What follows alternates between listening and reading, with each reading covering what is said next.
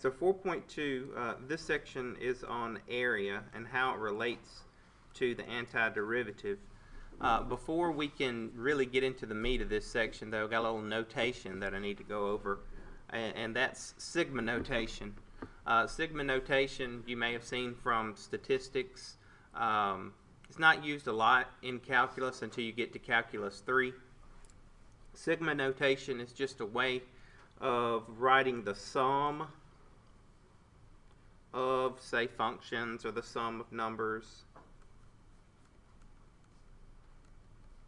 And we use a uppercase sigma, Greek letter sigma, for sigma notation. And it just really means the sum. So if you have, say, sigma I equals 1 to n of a sub I, then what that means is, whatever function you have here, this would be your function right around here, and that would mean like a sub 1 plus a sub 2 plus a sub 3, so on and so forth to a sub n. And so whatever number you have up here on the top, that's where you would stop. So for example,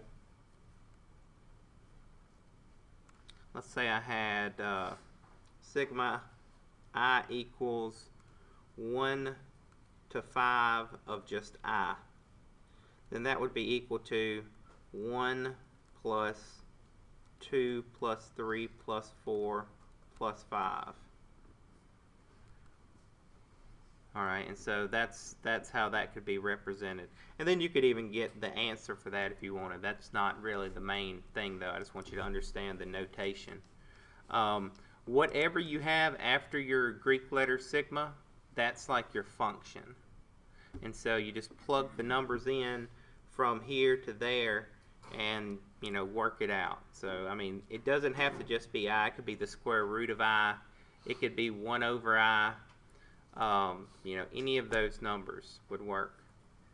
The notation that we're going to use this for relates to functions, to x values, say in the rectangular coordinate system, and a function that would give us the area of a shape in the rectangular coordinate system. When I say rectangular coordinate system, just think about the x and y axis that you have dealt with so far in mathematics.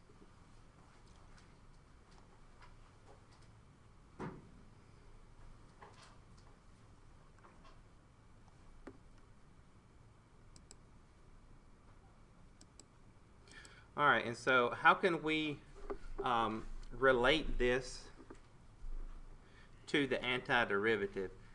What's the connection really between an antiderivative, or it's kind of the opposite of a derivative, and area? First, we need to look at, and I'm not using any calculus, we need to just look at how to find the area of a region, or not a space. Space would be 3 dimensions, but like a region in a plane. So I'm just going to draw, imagine this is my y-axis, this is my x-axis, and I have some function. It can really be any function, but let's say I have some function f that intersects the y-axis here, intersects the x-axis here. Alright. And it could be any function. It doesn't, whatever. F. And let's say that I wanted to figure out this area here. There is a way using calculus, actually using the antiderivative, to give me the area of this figure. Okay?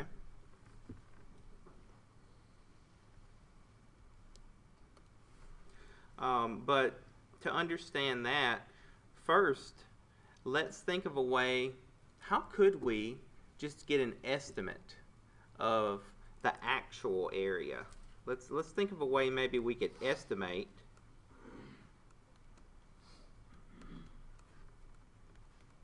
the area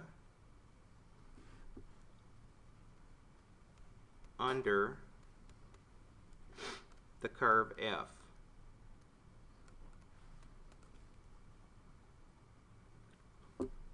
Well, one way that we could estimate that area, I'm sure you could think of a few different ways. Of course, you got to have some values. You got to have some numbers here on the x-axis. You got to know places where you would intersect. You know, you gotta have values there. You gotta have values on the y-axis. We don't have any numbers there yet. But what if I was just to make from the very highest point, I just brought over a straight line, and then here where we intersect here, I brought down a straight line, and then that would make a rectangle, right? It may make a square, but it would make a rectangle. All right, and so I'd have some x here, some width, and then I'd have some y here, some length or some height, and then to find the area of a rectangle, we would just say x times y, or it would be x times f of x, whatever the height is. The way that you get the height is by plugging the x into the function, so it depends on what our function is. Now, that may not be real close to the actual area, but it'll be somewhere in the ballpark. Let's just pretend if the shaded area is 10, then the area of that rectangle is going to be close to 10. It may be 15 square units. It may be, you know, it depends on what type of units we have. But it's not going to be, let's say the area of the shaded region is 10. The area of the rectangle is not going to be 10,000, if you get my drift. It's going to be pretty close. It will give you an estimate. Okay. Well, how could we maybe get a closer estimate to the actual area under that curve? So what if, instead of making this one rectangle here, what if I decided that, hey, how about I make 4 rectangles to give me an estimate? And so the way that I could do that, let's say that I took this length, x, whatever that length is, and I divided it by 4. And so I could have 4 units here, and then let's say that if I want to make 4 rectangles, then I'm going to need some heights here of my function, so that I know what the width is. The width is just the x divided by 4. The height is going to be whatever f of x is. So let's say that I wanted to make 4 rectangles like this using the function and the function's height at each one of these points.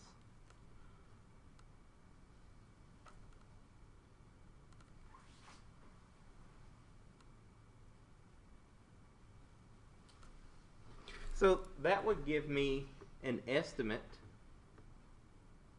of the area. It would probably even be a little closer than that first rectangle that I made. Okay? And notice that all of the rectangles that I drew here, they were all below the curve. So the area that I get, if I figure out the area of each one of these rectangles, that area is actually going to be, you think it's going to be more than the actual area under the curve or less? It's going to be less, right? Because all of the rectangles are below the curve. And we have in each one of these, we have this missing space in here because I drew the rectangles below the curve. Okay, I could take this same space here, and I could draw 4 rectangles that were above the curve by starting on the left and using this height as the first rectangle. If I started here on the left on the axis and used the left side or the left end point as my height of my rectangles,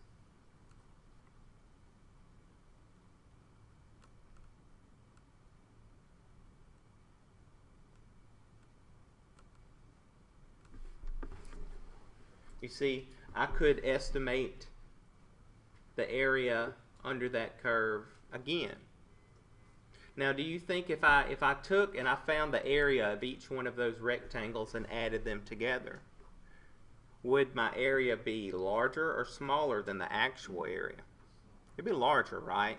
Because you see, you've got all this extra space here that you would be adding whenever you add the area of each one of these rectangles. You have that extra space, so you know, we wouldn't get something smaller, we get something larger. Well, this right here, when you draw rectangles that are under the curve like that, that's something called a lower sum.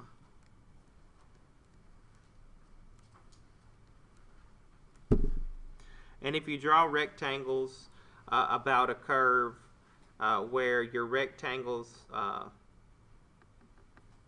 a little bit, give you a little bit extra there, that's called an upper sum.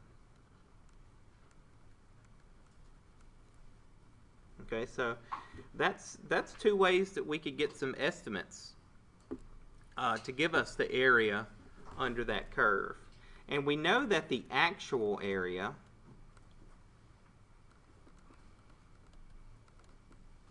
is going to be greater than the lower sum,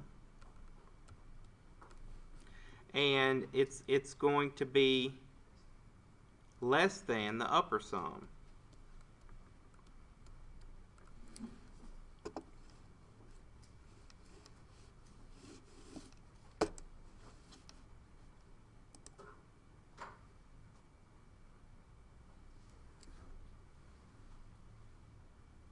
Okay, so I'm going to use 5 rectangles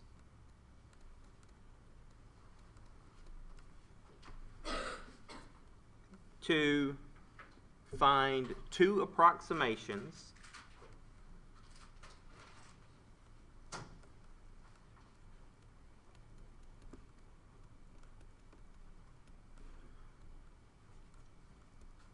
of the area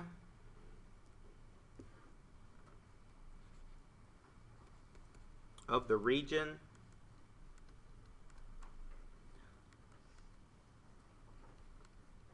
lying between the graph of f of x equals negative x squared plus 5 and the x-axis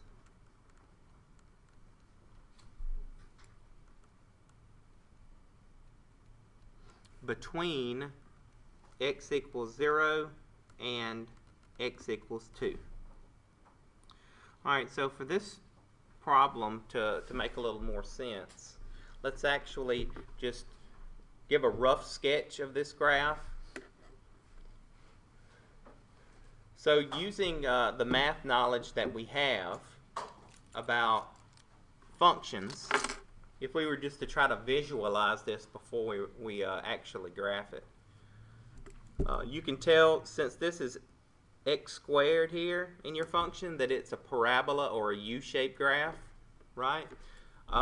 Since there's a negative in front of the x squared, you can tell that it's a U-shaped graph opening downward. What's some other things that we could figure out pretty easy? We could figure out the x-intercept if we wanted to by setting y equal to 0 and solving. We could figure out the y-intercept by setting x equal to 0 and solving. There's a lot of quick things we could do to help us sketch this. Hopefully you have an idea of what this graph would look like. And then we were given the restriction. We were told between x equals 0 and x equals 2. So U-shaped graph opening downward. You know that the y-intercept is 5. The x-intercept then would be the square root of 5. It's going to be something like this on this side and something like this on this side. And it's supposed to be symmetric. That's not very symmetric. And we're just worried about the values between x equals 0 and x equals 2. So here's x equals 0 here. X equals 2. When x equals 2, then y is going to equal 1. So it's probably about right here. That's 1. Or x equals 2, y equals 1, sorry. So about like that. So what we are concerned with, what we're actually trying to find, is an approximation for this area here. And notice I said 2 approximations. So what we're going to do is we're going to find a lower sum and we're going to find an upper sum. Alright, we want to use 5 rectangles. The distance from here to here is 2. 2 units. So each rectangle will have the same width, right? Each rectangle, since we want 5 rectangles and we have 2 units, each rectangle will have a width of what? 2 divided by 5, or 2/5. So I want to draw 5 rectangles in here, and I'm going to start off by using the right endpoint, this point right here, x equals 2. I'm going to use that for the height of my first rectangle. Alright, but I need to divide this into 5 equal parts first. So it's kind of hard. I want to just divide this here and here, but then I'd only have 4. So I need to say here, here. That will be 1, 2, 3, 4. I'm going to take out this mark here, my tick mark there. It should be uniform, even if mine doesn't look that uniform. Each one of these will have the same width.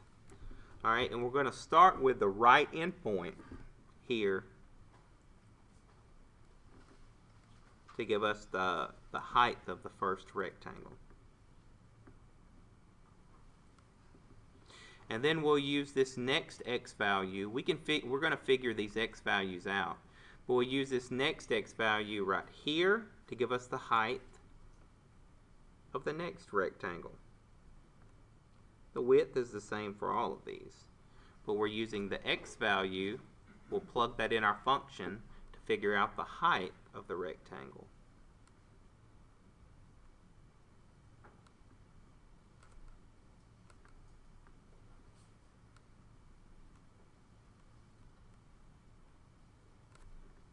Okay, so I've drawn 5 rectangles.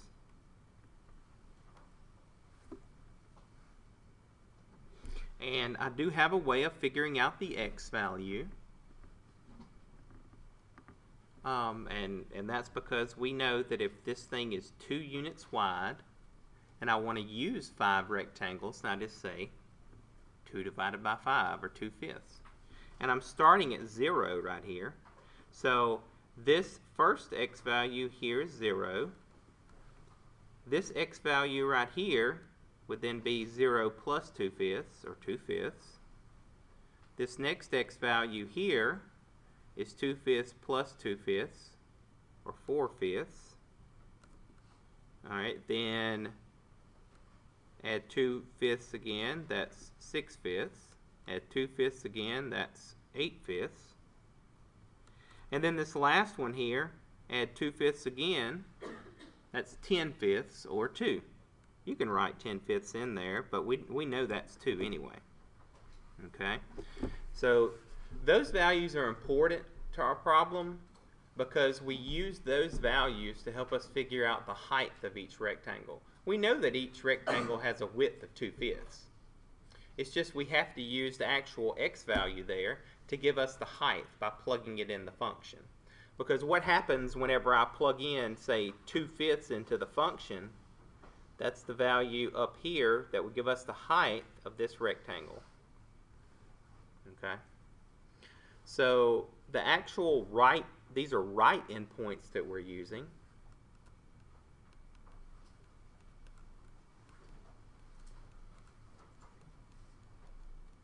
Right? Right endpoints for this particular problem are giving us the height of each rectangle under the curve. Alright? So you could think of it like 2/5 times some value I would give us each right endpoint,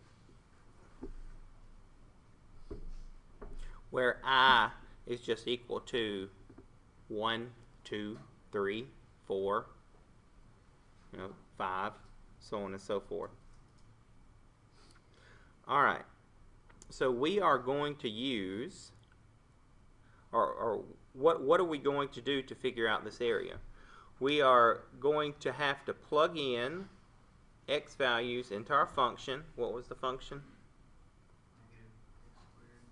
Negative x squared plus 5. So we plug in the x value, we'll get the y value. And then if we have the width and we have the height, then the way you find the area is just, width times height, or length times width. Alright, so we're going to do that for each rectangle. Let's start with, since we're using right endpoints, how about we start with the endpoint furthest to the right. So this is going to be,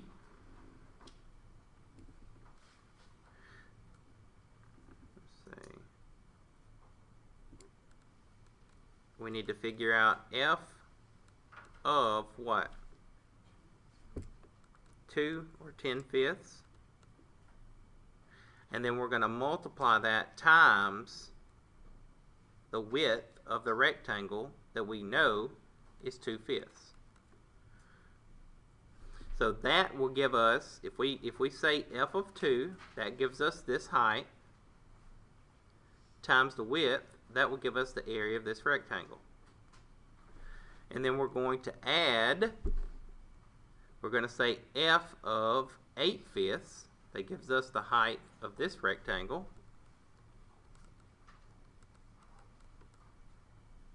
And we have to say that times 2/5, the width. That'll give us the area of the next rectangle. Plus f of 6/5, that will give us the height of this rectangle here, times 2/5. Plus f of 4/5, that will give us the height of this rectangle, times 2/5. Plus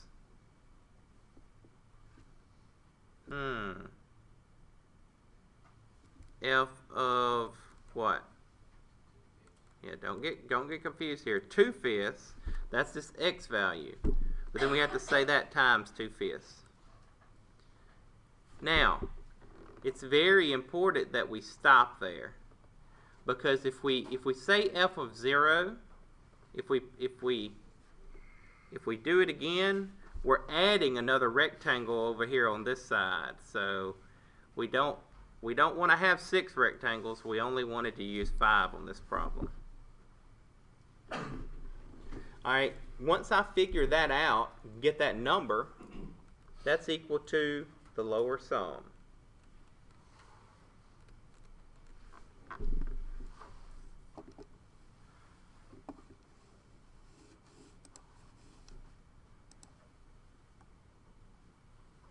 Alright, so of course that's just algebra.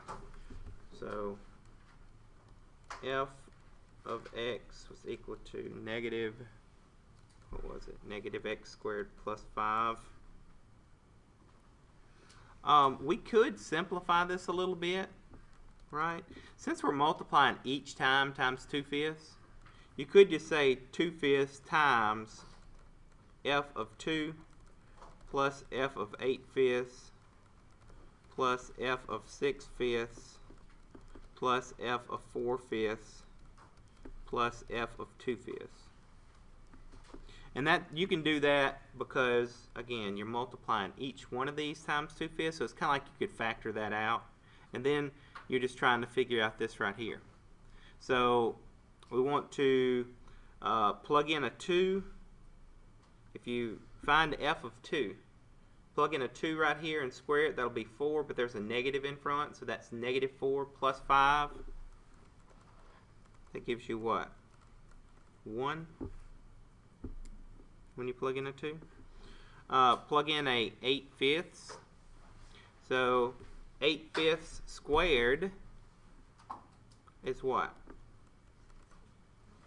And you may want to use your calculator here, kind of speed things up. 8/5 squared would be 64 over 25. And there is a negative in front, so it's going to be a negative. And then you add 5, and 5 is 125 over 25, right? If you wanted to get a common denominator there. So that would be what? 61 over 25 plus square 6/5, that would be 36 over 25. So I'm finding this right here. And so we're going to say that, and it's going to be negative. And then we add, again, 125 over 25 to that. And so that would give us, what is that, 90, 89, 25, plus 4/5 squared, that's going to be 16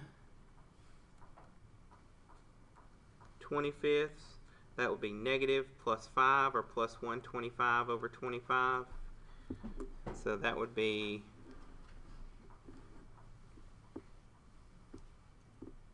what is that, 109 over 25 plus, that's going to be 4 25ths, and that'll be negative plus 5 or plus 125 over 25, so that would be 121 over 25. Alright, if you add all of these fractions up and you say that times 2/5,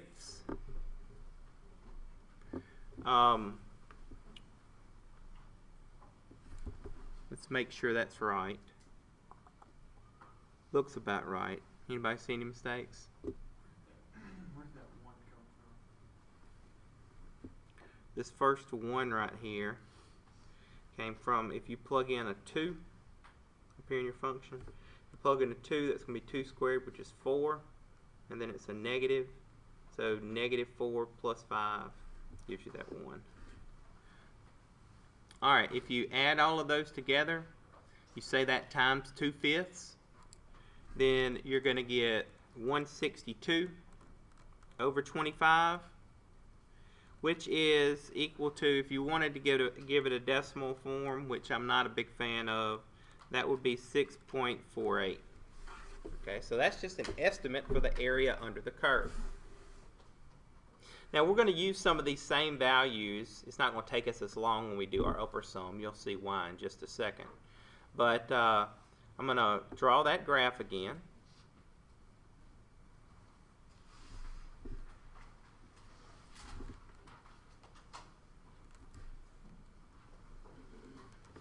about I draw that in black? Draw that graph again.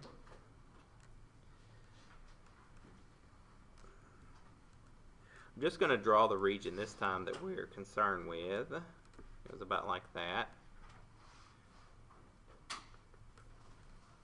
Alright, we had x equals 2 here and x equals 0 here, and we made 5 rectangles.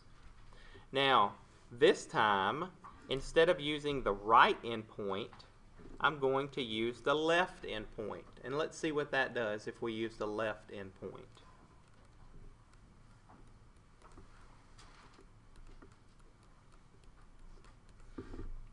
Alright, here's the left endpoint, x equals 0. If I start here and I use x equals 0, so f of 0 as my height, then my first rectangle will have a height here of, what was that? 5, right, on the y. And so that would make my first rectangle look something like this. So then if I use this next endpoint as my height, then my rectangle would look something like this. And then I use my next endpoint as my height. My next rectangle looks something like that. And then my next endpoint as my height. And then this second to last point here that I have, use that as the height of my last rectangle. That's a thick end there to that. Alright, and so you can see starting on the left here, using the left endpoint, gave me rectangles that were above this curve. Alright, and so this is going to give me, if I figure out the area of each one of these rectangles, and I add those together, that's going to give me the upper sum.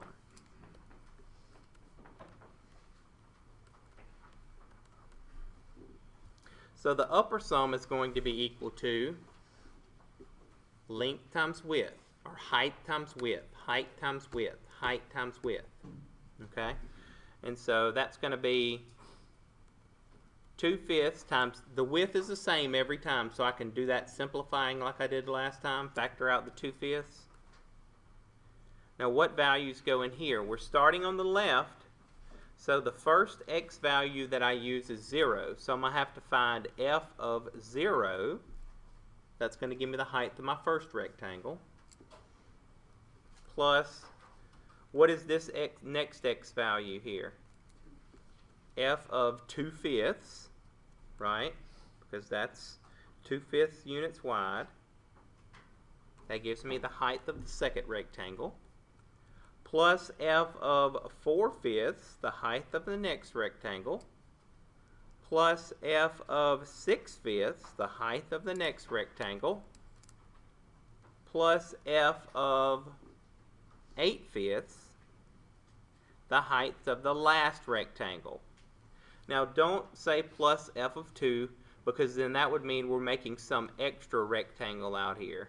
And we don't have anything out here. Okay, so we stop there at the second to last x value.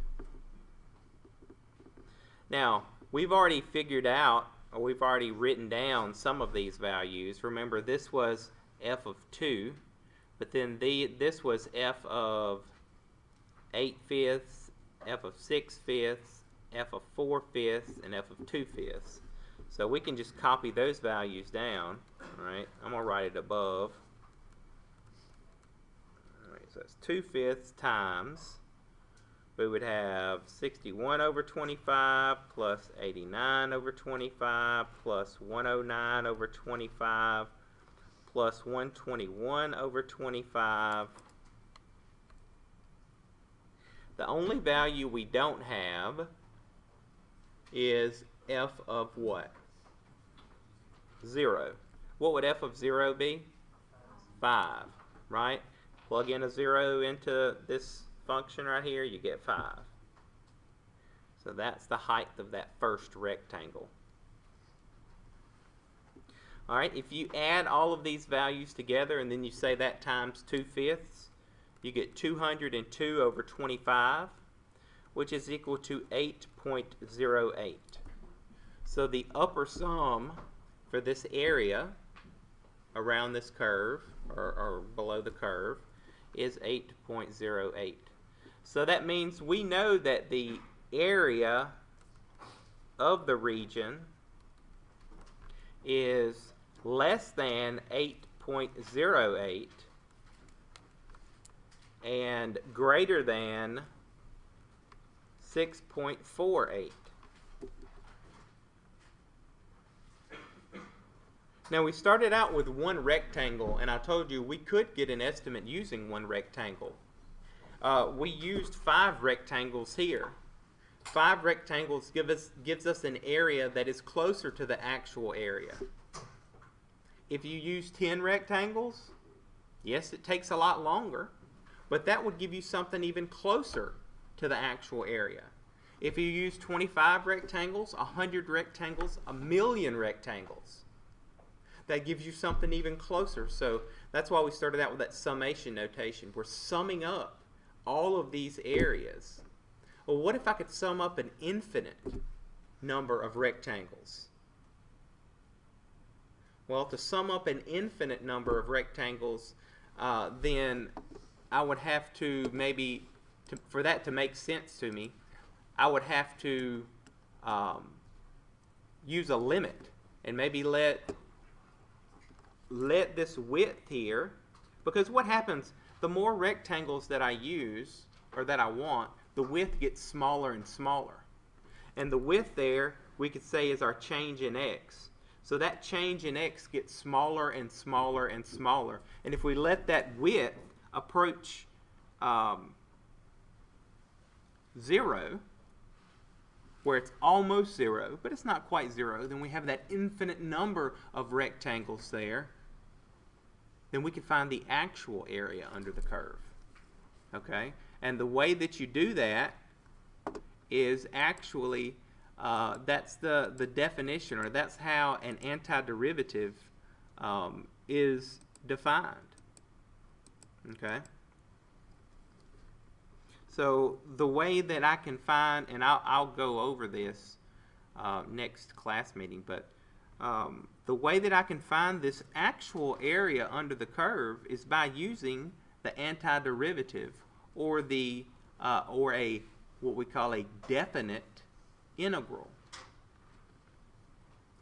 So in the previous section, you learned what an antiderivative was, and that we actually call that a definite, or we actually just call that an integral. But if I find the definite integral from 0 to 2 of my function negative x squared plus 5, if I work this out, what I'm actually doing is I am finding the sum of an infinite number of rectangles under the curve. And so that would give me the actual, or the area, of the region.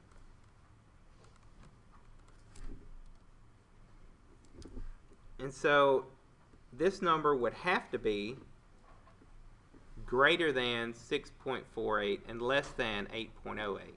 Now, I'm not going to leave you in suspense. Let's work this out, even if you don't know how to work out a definite integral yet, and you may or may not. Let's work this antiderivative, or this integral, out, and then I'll show you how to do this real quick, and I'll give you more of a formal definition in our next lesson of a definite integral. But if I take the antiderivative of negative x squared, that's going to be negative x cubed over 3 plus the antiderivative of 5 is 5x. Okay? And then it will be plus c if it was an indefinite integral. Since it is a definite integral, this 0 to 2, those x boundaries, what you do is just put this in parentheses or whatever, and I'm going to evaluate this from 0 to 2. So you plug the first number in, the top number, plug that into this, and work it out. So that would be negative 8/3 plus 10. And then you say minus always, and you plug in the bottom number. And here that would just be 0 plus 0, so that does nothing. So the actual area under the curve between 0 and 2 on the x-axis, let's see, that's 30/3 and negative 8/3 gives you what? 22/3. Let me break that, let me put that in decimal form just to show you there. So by 3. So 7.3 repeating. And 7.3 repeating is greater than 6.48 and less than 8.08. So we can use rectangles starting on the left or right endpoints of some interval to help us estimate the area under the curve. But if we were able to sum up an infinite number of those rectangles, then that would give us the actual area under a curve. And the process of summing up that infinite number of rectangles under the curve is related to our a definite integral.